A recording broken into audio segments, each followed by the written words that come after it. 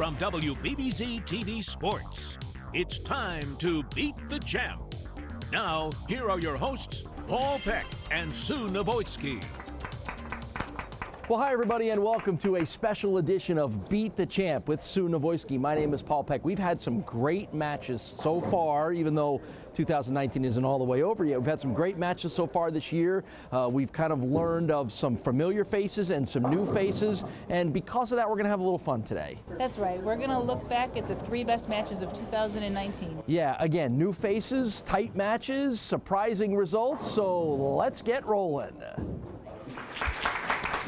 We have Ryan Kress on the left. We have Chuck Jagodzinski on the right. Chuck's elected to let Ryan start this match. It's his prerogative. He is the star of the show. Beat the Chuck, we're calling it. Chuck. Well, this is going to be an uphill task, I think, for the young guy. Ryan being a left-hander, the left hasn't been bowled on that much, so he's in uncharted territory, I think, and there's a perfect example of getting the ball out a little bit too far and didn't come back for him. But. Well, absolutely. Tom Brady was the only left-hander to bowl on this condition today, and he qualified with a 780 score and had a whole lot of trouble today on this pair. So the lanes may be just a little bit different than they were in qualifying, huh? And we know it's not a perfect science. Not every lane lays out the exact same way. Not every pattern lays the same way. But the problem on the left seems to be very, very, very slick conditions. And they're having a real hard time getting it to the pocket, or they're just pulling it, and then it overhooks. And I'm noticing during the warm-ups, Ryan doesn't seem to have much of a backswing either. So he doesn't generate too much speed. So that might work in That might be to his advantage, right? And well, that break meant nothing to Chuck. He just started off where he left off. So if Chuck can win today, he will have turned in 30 wins on Beat the Champ. And that is going to exceed Mike Zarcone by 1 win.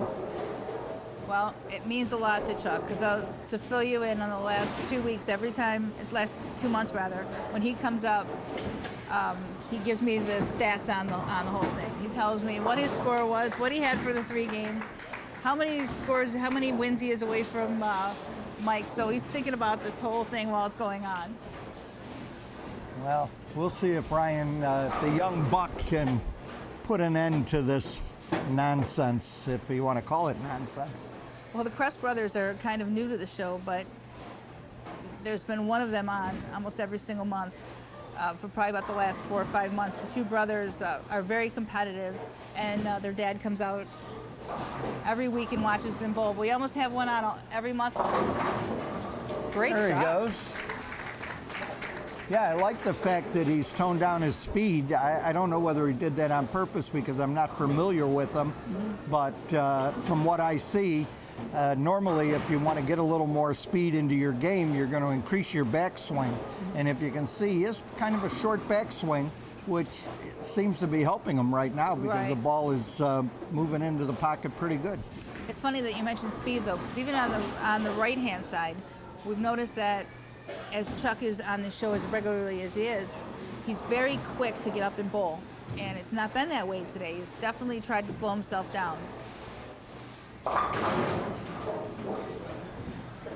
And the dreaded 2-pin. So that time he might have been a little too slow, or he tugged it. Yeah, I was trying to tell Paul as we were going on that the one thing with the modified house shot or more of a sport pattern is you're not going to be allowed to get away with as much. And you know that. And when we bowled at your house, you decided to put out a little tougher of a pattern too, and you just don't get all the mistakes that you can normally get away with on a typical pattern. No margin of error, or little margin of error.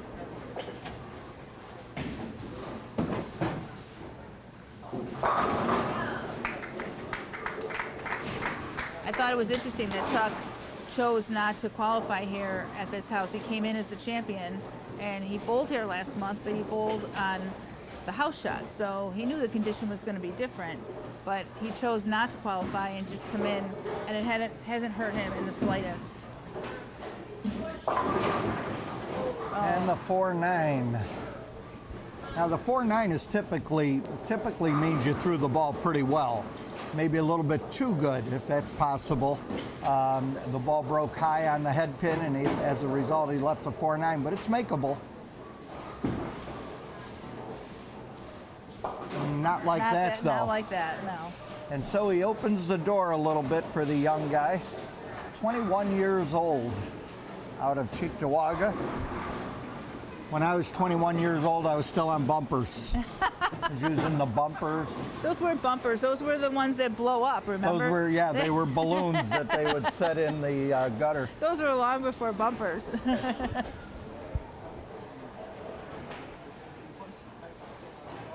There's the shot to see if he can get back in it. And that'll go a long way toward making this an interesting match. This feels like a good time to take a short break. We'll be right back with more action on Beat the Champ. Instant replay on Beat the Champ is brought to you by Transit Lanes and Keglers. Join us for bowling, food, and drinks. Welcome back to Beat the Champ. Let's get back to the action here on WBBZ-TV. I would never, yeah, you're right. You don't want to tell anybody try to throw it harder Correct. or softer. You want to try to get some consistency in the way you're throwing the ball. But if you can increase that arm swing, that'll go a long way toward increasing your speed. Absolutely. And if, you know, I've bowled a lot of years with Liz Johnson, and Liz Johnson has always used those subtle techniques to Right. stay in the same place. Because that's another thing, if you can manipulate your ball speed in any way, you don't have to move as much on the lane. You can Exactly. create it in the same area you're in with the same ball in your hand and make it work a lot longer than starting to change your ball reaction by moving around. And it comes into play particularly on your spares, because then you're not hooking away from a spare if you can get the speed up to where you're throwing the ball right to the target that you're looking at. Right, for those of us not comfortable, like I have a spare ball, I have a plastic ball for my spares, but only my 10 pin. So the other ones, you're right, you have to throw it harder, you don't want it to hook away or miss to the right. Yes, absolutely. Well, Ryan's got to deal with a 7 pin, which typically is a little tough for left-handers, but not for this one. I like Ryan's game. It's pretty simple right now. He's not trying to do a whole lot, which might be working in his benefit, to his benefit.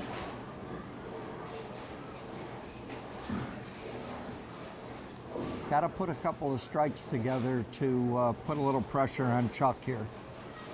Yep, right now Chuck found his groove a little bit. He's come back from that open frame. There we go. Trip the 6 pin and put a little foundation there. Maybe he can string a couple now. Yep, well, strike here will put Chuck ahead in the match, which is where he's comfortable. We've been talking about, well, obviously you weren't here, but it just seemed like one of those months where when Chuck would start to falter and it would look like he was falling behind, something would happen to the other bowler and they'd make a mistake or miss a spare or do something very untimely or even different than like what had been going on the entire time. So he seems to have a little rabbit foot in his pocket today as well.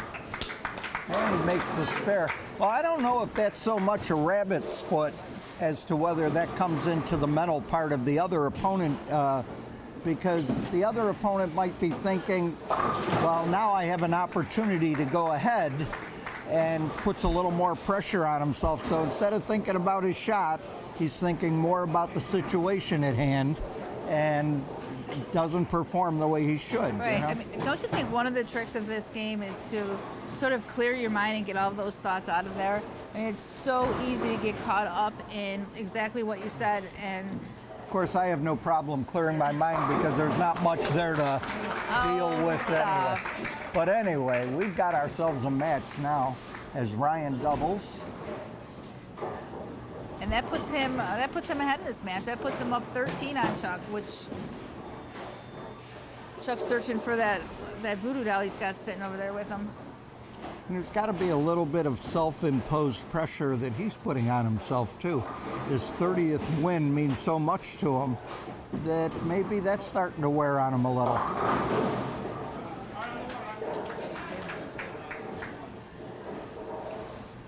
I haven't figured out Chuck's mental game yet, because judging by the stuff that he talks about, it seems like there's a whole lot swirling around up there, and yet for some reason it doesn't translate at all into holding him back on the lanes. People keep asking me, you know, did you ever see Chuck face plant? Not yet, but I'm guessing one of these days it's going to happen. We had a foul, I guess, earlier. He went over the foul line, but Yes. As far as falling over, it just appears like he's going to. He's never Right. actually done it. Right. One thing you say about Chuck is he repeats. You know what's important? If he does the same thing and he does it every time the same way, it doesn't affect him. And there's a double. So now we're flip-flopping back. Another strike here puts Chuck back in the lead again. So Yeah. it's back and forth. And you know, our top qualifier in the round of 24 wins that TV from Dirt Cheap TV. Where is that Dirt Cheap TV? You know, that's right across the street from, what is it, Nate? I forgot. Trader Joe's. Yeah, Trader Joe's, right across the street from Trader Joe's on Niagara Falls Boulevard in Amherst.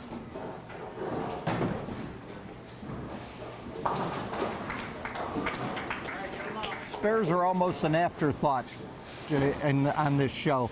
You know, whenever I'm watching it, it amazes me how these people just make spare after spare after spare. You know what? As a bowler, sometimes I watch them and I'm truly amazed at the great shots that they make when they have to make it, and the clutch situations that I see for people that don't bowl for a living and still come out here and make these incredibly clutch, great shots when they need it. Well, it's all up to the young guy Chuck here. is posted up at 205. That's a big one. Well, all he needs is some count here. Just a little bit of count. Yep. He needs this 2 balls to add up to 8 pins is all he needs to uproot the champion.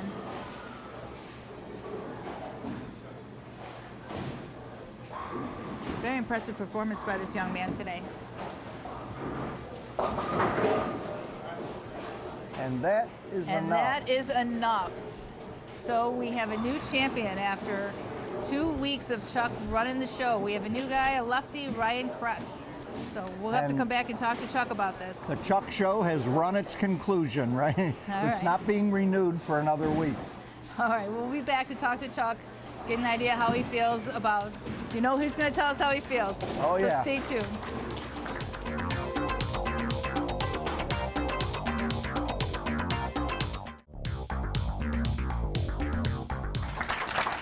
Well, I think everybody knows who these two guys are, and if you do, and if you're a fan of this sport, you're just going to sit back and watch a couple of Hall of Famers going at each other. Mike Zarcone, Pat Brick from here at Alley Brandt Lanes. This should be a lot of fun, and Mike Zarcone will get us started. This is his 37th appearance here on Beat the Champ. Overall record of 36 wins and 24 losses, as I mentioned, #1 in wins, #1 in appearances, and #1 in losses as well, too. So, and joining us for a little bit of analysis of this matchup of Hall of Famers is a guy who knows this place well and has had some nice success here on our show. We welcome in Jeff Holfelder to provide a little expert analysis here. Jeff, you're the alternate, which means there's a still chance we might see you on this show here. But as someone who is excited about this sport, a fan of this sport, takes part in this sport, how excited are you to watch these two guys go at each other? These two are just unbelievable to watch. It's like no matter where you go, they're there. Yeah. No matter what tournament, there's Brick, there's Zarcone, and they're always in the hunt. There's some Always a lingo great for match. you. Yeah, I haven't absolutely. used that one on you in the hunt. Oh, Yeah. in the hunt. That's, you know, when we talk about the fact that they were throwing a little bit of a curveball with the lane condition today.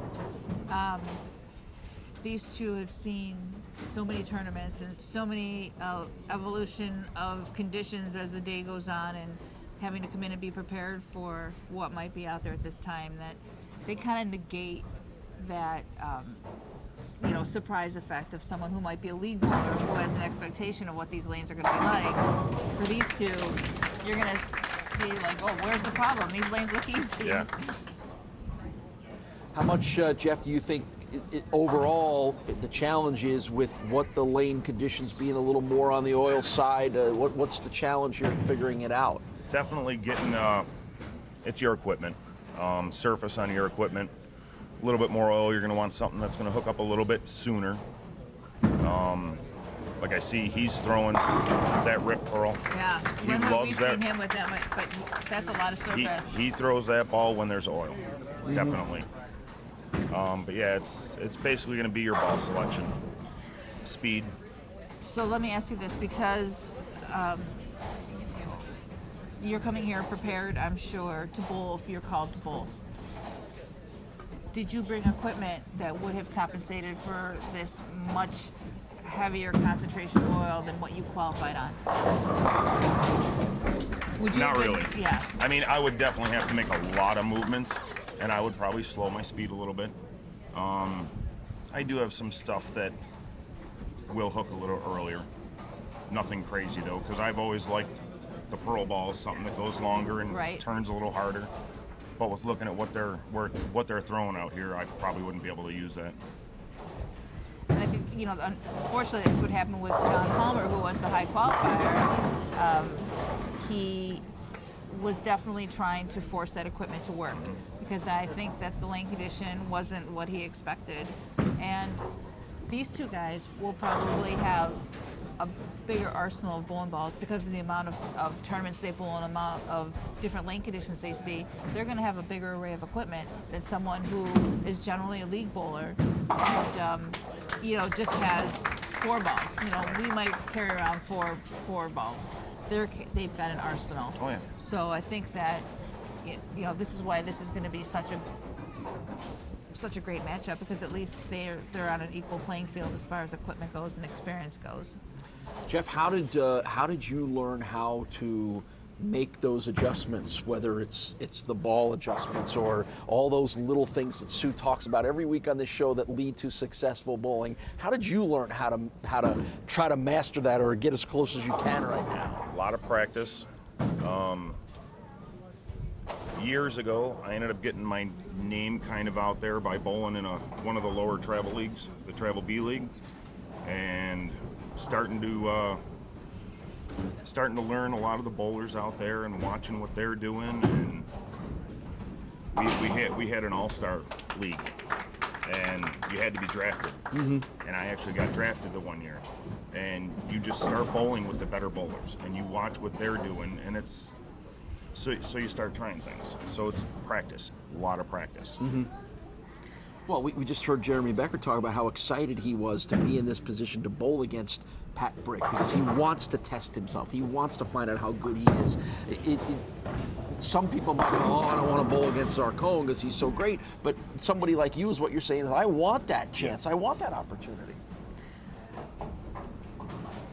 I would agree. I would agree to, that you're watching other bowlers, but I've known you for a very long time, and I know him from my time at Tonawanda Bowling Center when I worked there. And he went to the next level by what he said, it's nice to be comfortable in a house, and it's nice to have, especially when you create a relationship where you can maybe get a little bit of a discount on practice, so you're able to, that's your home house, so to speak, but you got out of your home house and exposed yourself to other lane conditions, and in a travel league where there's better bowlers, more change on the lanes, equipment matters. The mental game starts to come into play too, because you are getting challenged and you do have to think on your feet. The action will continue on Beat the Champ in just a minute. Instant replay on Beat the Champ is brought to you by Transit Lanes and Keglers. Join us for bowling, food, and drinks. Welcome back to Beat the Champ. Well, as expected, these two guys probably bowling against each other for well over the 100th time, if not more than that, are going toe-to-toe. Zarcone started with 3 strikes, then he had a spare and another strike. Pat was struggling a little bit early, but he's put 2 strikes on the board now as he tries to keep pace. But right now, Mike looks like he's got it kind of locked in here, doesn't he? Well, you notice that Pat had Mike go first, and then I'm sure that is an aversion to lane 34 because Pat, that's kind of like his little nemesis there is 34, and he finally carried on it, which was a big deal because he could post up a double, which he really needed. So this next shot for Pat will be big on lane 34. Ooh. Boy, Mike Zarcone is... Well, he's using 2 different balls. Have you noticed that? I hadn't until you pointed that out. Yeah, he's using... On different lanes. Yeah, 34 is definitely different. Well, this is the first time on the show here we're talking about which lane. We've been talking so much about the oil conditions, but now it's the first time, and we always talk about it every week, which lane seems to be a little more forgiving or a little more difficult. Well, we can't say it's the same for both because one's right-handed, one's left-handed. True. So even though, there has to be a difference in the lane because, like I said, Mike's using a different ball on lane 34 and Pat's trying to get off of it. So big shot. 3 in a row for Pat Brick. That's when that Brooklyn's runaway Brooklyn on lane 33 kind of bites you. Yeah. Because he needs a little bit of an opening, and that bad shot could have been that opening. But There's the Castellone Chrysler Dodge Jeep Ram scoreboard showing you that this is quite the match so far here. Our first 2 matches, the winning scores were 204 and 198. We're going to be a little higher than that for this one. That's what I said with these two. Inexperience and lack of equipment doesn't account for either of these guys. Big shot. 4 in a row for Pat Brick. So now Mike Zarcone, who has had strikes in 6 of his 7 frames, probably knows he needs to keep it going. 51 years old from Tonawanda is Mike Zarcone. And again, a familiar face on this show. He has been the guy to beat, not just on this show, but across most of the bowling centers in Western New York as well, too. Oh, that boy. one really broke late and not enough. He got that to the right. He's trying to be really particular where he puts this ball on lane 34, and that one got away from him, got to the right. Sometimes when you're thinking, you're thinking, don't do this, that's what happens. He did not want that ball to leak to the right. So a bit of an unusual 210, and he's going to wind up with an open as he hits neither of them. So at one point, the lead was well over 50 pins. Not anymore. Well, it was down to 20. It was an even 20 going in the 5th, and now we're looking at Pat having probably a slight advantage. Boy, things can turn That's quickly. I don't know how you bowlers handle all the ups and downs of a particular match like that sometimes. Just, best thing is to never quit. Never quit. Yep, and Well, things now... here's a perfect example of the mental game. So, and this is experience because that can really fry a bowler when you're struggling to hit the pocket and every single, you're hoping to carry on every frame, and then your opponent runs away a strike on a terrible shot for a 3-bagger. But Pat didn't let it phase him. That's why sometimes you talk about bowlers not looking. That's why they don't look, because something like that can really affect the way you think. Pat went up and threw a double, just got up there, did his job, didn't worry about what he couldn't control, and now he's in control of this match, just like that. He's thrown 4 strikes in a row, has Pat Brick. Let's see if he can keep it going. 9th frame on lane 34. Big shot. 5 in a row. I think he's figured that lane out. Yeah. Again, there you go. There's, you talked about that lane was giving him problems. He's figured it out within the course of this match. In the last 2 frames, he's figured it out. It's situations like this where I've heard a lot of bowlers on this show say, you got to come out here, bowl your game. You bowl against the lane. You don't bowl against the opponent. Because as long as, you have your shot, that's all you can do. throw your shot the best you can. Pray they all fall. All right, now I'm going to ask you this, Jeff. How hard is that to do? Because if you're bowling against Pat Brick or Mike Zarcone, your adrenaline is flowing. My. It is tough.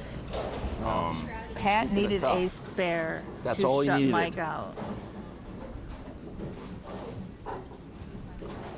So this one is not over yet. Well, he has to make this in order to shut him out. It's a, what do we got, a 6, 7, 10 here?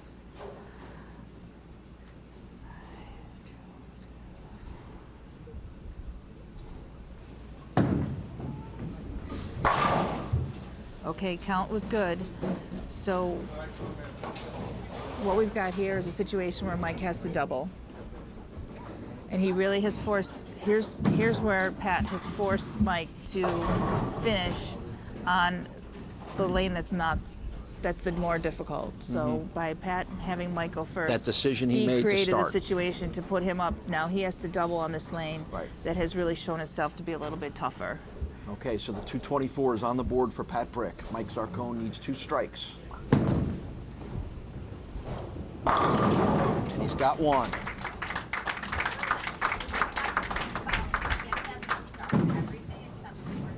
And mind you, this is a lane he's got to be pretty perfect on. So the match of the 2 Hall of Famers, 2 of the more successful and best bowlers in Western New York, is going to come right down to the end, which is exactly what you hoped for and what you expected. Strike to win, no strike, no win.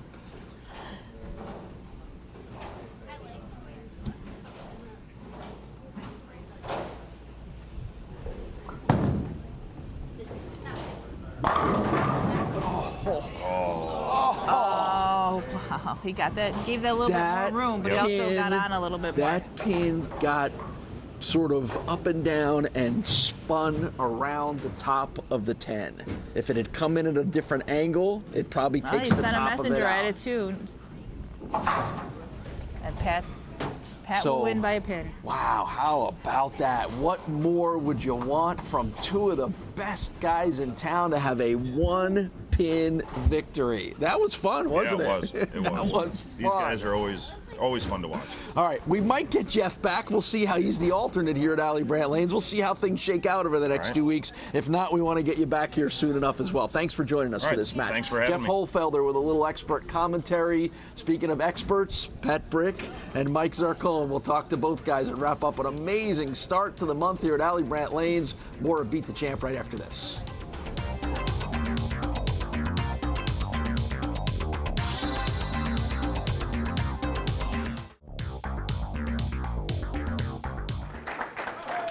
So here we go. It's week 3 here at Manor 2 Lanes, match number 1, and that's your challenger, Brandon Korczykowski. Try to end the winning streak of Chad Mee. 5th appearance on our show for Brandon. 1 win and 4 losses overall. Been a while since we've had him on, a couple of years at least. Yeah, and last definitely. time Brandon won was all the way back in February of 2016 at the Kearns Avenue Bowling Center, which I think was our 2nd show.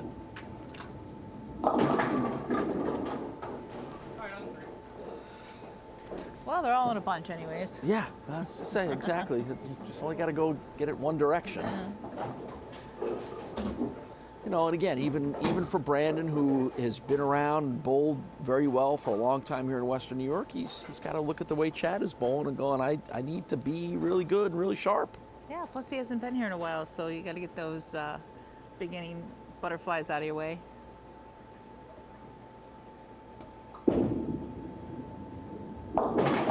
And that will be a first frame spare for Mr. Korczykowski. And now we turn it over to Chad Mee, making his 8th appearance here on Beat the Champ. Up the record now to 10 wins and 3 losses. As you mentioned, working a streak of 5 wins in a row, going back to his victory over Chuck Jagodzinski 2 weeks ago on our first show. Right. here. Right, and he's made a lot of changes since then in his game and how he's reading the lanes, how he's attacking them. And he's even deeper now. He's as deep as he's been. He's all the way, his foot's all the way over to the left gutter where he's starting out. And still came up a little high for him. leaves the 4-pin at Beat the Champ TV. Hashtag Beat the Champ, your place to follow us on Twitter. Make sure you like us on the Facebook page. And that's a big mistake very early on for Chad as he misses the spare. Your reaction said it all. I think he felt the same way. I don't know that he thought he missed that. I thought he had it all the way down. But this is when you change bowling balls, how you're not altogether sure how it's going to read the back of the lane, and that's what's happening. It's taken off on the back of the lane on him. And that's the way to bounce back with a strike. I mentioned the Facebook page. We'll have all the updates for you on our upcoming shows. We will move in 2 weeks to Classic Lanes in Kenmore for a month-long stay, and then after that, it's up to Grand Island, and all the dates for qualifying at Malwitz's Island Lanes in Grand Island, and the taping date, and all that is available on the Facebook page. Back to Brandon for his second frame. It's a good break for him. He'll have to deal with the 6-pin. That could have been ugly. That looked like it had some Kinda ran out of gas, didn't split it? potential. 34 years old is Brandon Korczykowski from East Amherst, New York. Been bowling for a long time of his life, since he was about 10 years old. Bowls regularly, a couple of bowling centers around Western New York during the week. Just getting ready to get in the league season. Spare in the second frame for Brandon. Well, he's fishing around a little bit, you know, and we know the left hasn't had a whole lot of play. We haven't seen anybody on the left-hand side of the lane since the first week, and it was Jason, and he didn't make him look that easy. So nobody's been breaking him down for him, so he's trying to find his own way out there. I know he tried a bunch of bone balls in practice and settled on this one.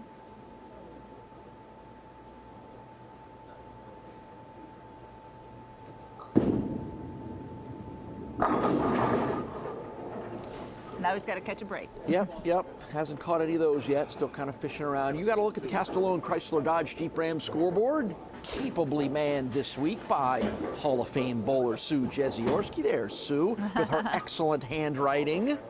Her big letters, her big numbers we can read. Filling in for Janelle Sabin. All this expertise from all of you guys. Yeah, it's been we great. figure we get a little something different this week. So 3 spares to open up with for Brandon Korczykowski. And after that open in the first frame for the 23-year-old from Hamburg, Chad Mee came back with a strike in frame 2.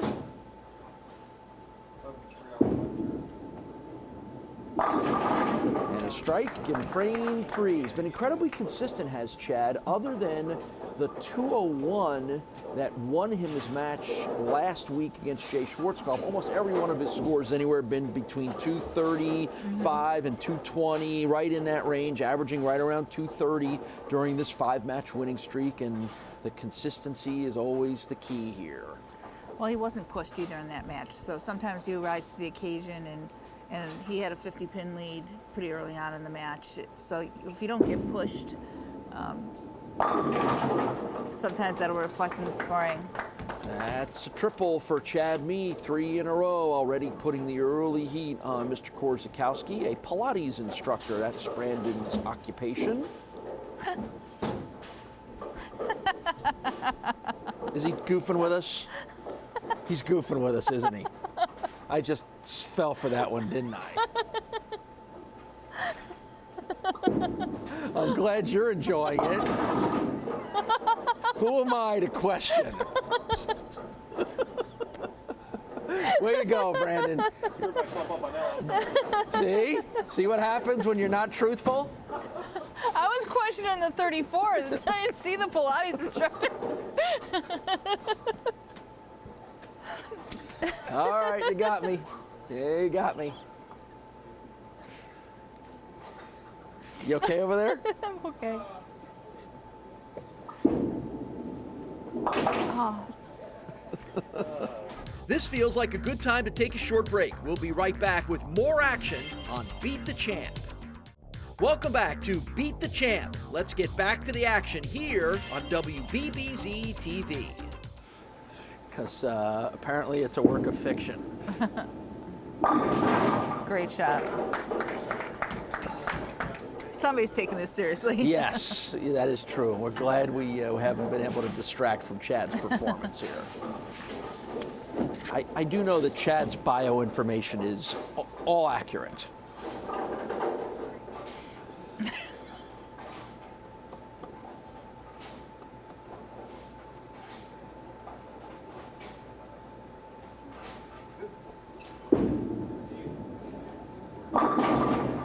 Got a little too far right that time. Yep, he knew he sprayed right through his target on that one, off his hand. But let me tell you, that's just a testimony to how good of shots he's been making, because it doesn't take much to do what he just did. And he makes these lanes look easy. He makes striking look easy. It doesn't take a lot to spray your target to the right. So left a nice makeable spare. And he's got it. So after 4 strikes in a row for Chad, he'll come up with a spare in the 6th frame.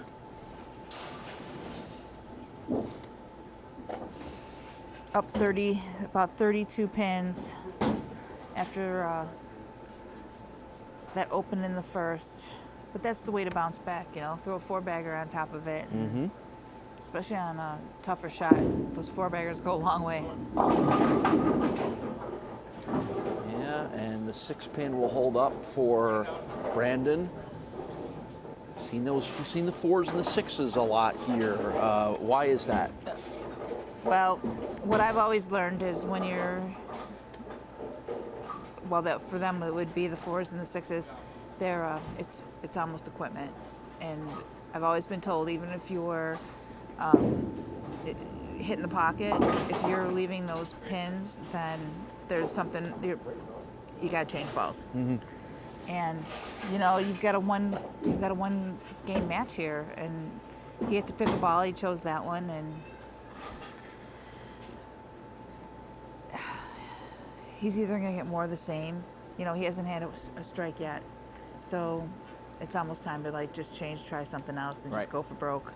Yep, through 6 frames, no strikes yet for Brandon. Because the guy he's bowling is utterly lined up. Ugh. And not only does he not get the strike, he leaves himself a split to deal with. Well, that's ball reaction. He hit the pocket. That's a product of your ball not really driving through the pins, kind of like dying out as it's hitting the pins. So I think his alternative should have been to change balls.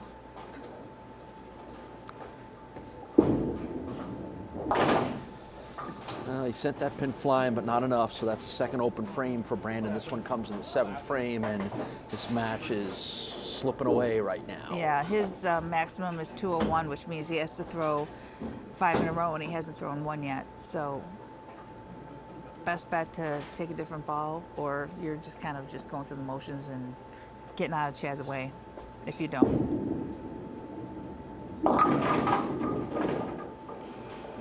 Almost got that 10 to go down. Well, that made a makeable spare kind of much more difficult. Because before move that pin out of the way, you could have fit the ball in between those two, but now it won't fit. Interesting. So that was actually the sliding of that pin over was actually made hurt it tougher, yeah. Or not. But he did it. Or not.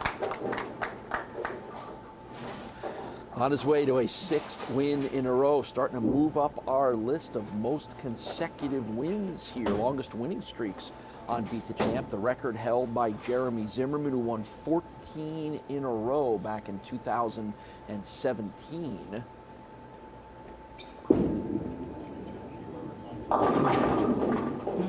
Great shot. And 2 different pins went flying around the 7 and didn't bring it down.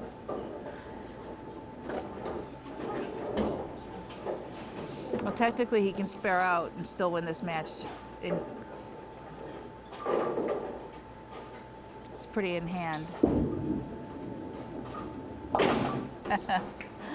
8th frame spare. That's to tell for Chad. everybody, but yes, he can make a left-hand spare. Uh-huh.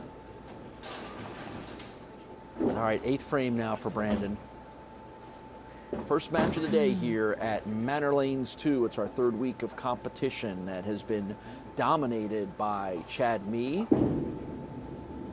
Great There's the first and nice strike from Brandon. almost looks like he took everything out to the gutter. He was a little bit inside of that. That was pretty much straight up the gutter, kind of where Jason was actually playing the first week. Finally was able to use some of those core muscles that he practices so well as the Pilates instructor that he is.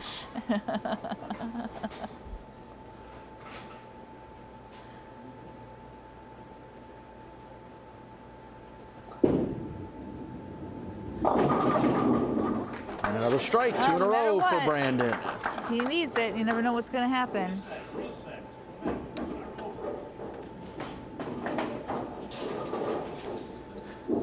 Our stay here at Manor Tulane started with a great opening match between Chuck Jagodzinski and Jason Siliberto. That Chuck rolled a 278 for his 35th Beat the Champ victory. But then after that, could not come up with the win, and that's when Chad's win streak started, and who just said you never know what can happen. That's a little Greek church action there, isn't it? Close. Close. Not quite? A Greek church with... Oh, a Greek church with the reception area in the back of the church? What? We have a name for this, but I can't say it on television. Yeah, that's right.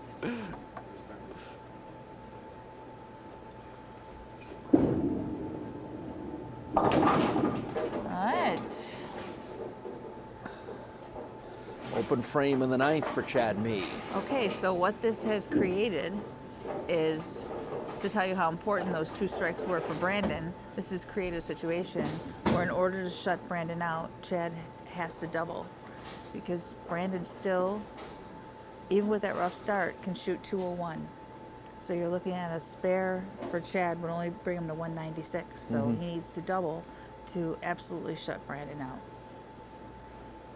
All right, a match that we pretty much thought was already decided, now up for grabs. There's one. There is one. Big shot right here.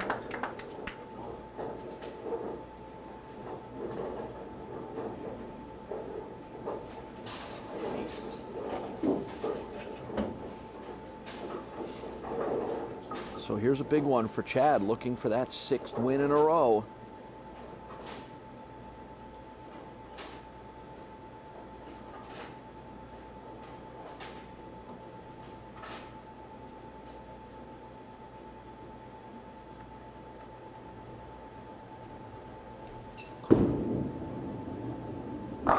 He liked it.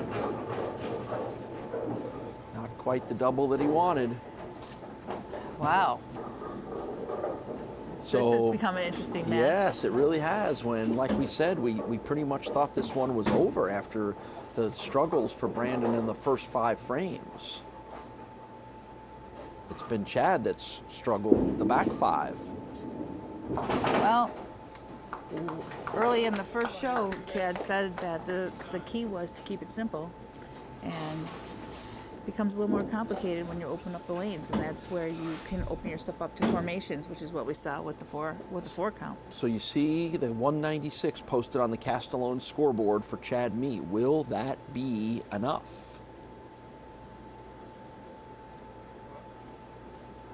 Tenth frame for Brandon Korczykowski. Needs a double and 5.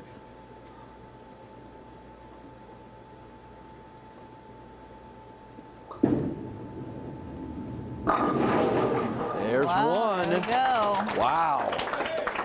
Changing the match. Big strike here. What an incredible turnaround here. All prompted by our goofiness maybe early on in the match here. Well, at least it hasn't come back to cost us. No. He's got the match in his hands right now. A strike here from Brandon Korczykowski means he only needs 5 pins on the fill ball in order to win.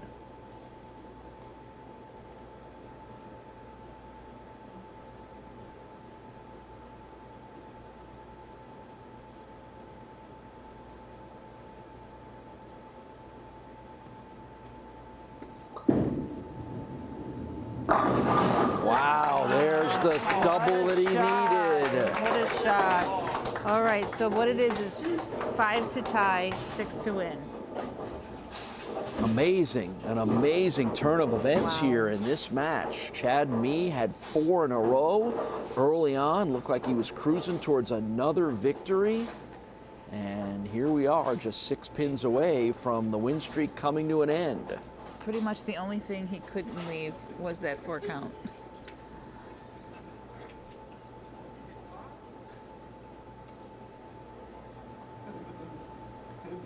Five to tie, 6 to win.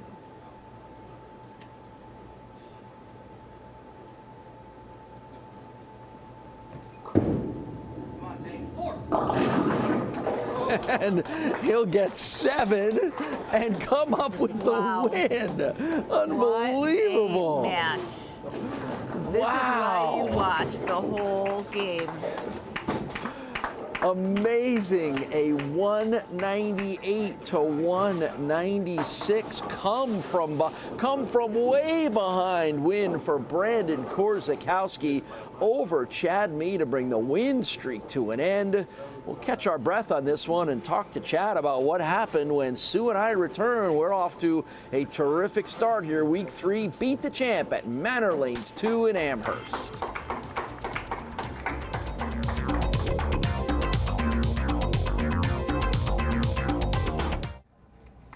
Well, Sue, as we've seen, it's been an interesting start so far to 2019. I know, and bowling season has just started, so you know there's a lot more to come. Yeah, and there's a lot more to come, not only in the bowling season here in Western New York, but on this show. We've got a few more months of what's always exciting Beat the Champ action coming your way before we put 2019 into the books. Join us next week for more exciting action right here on Beat the Champ.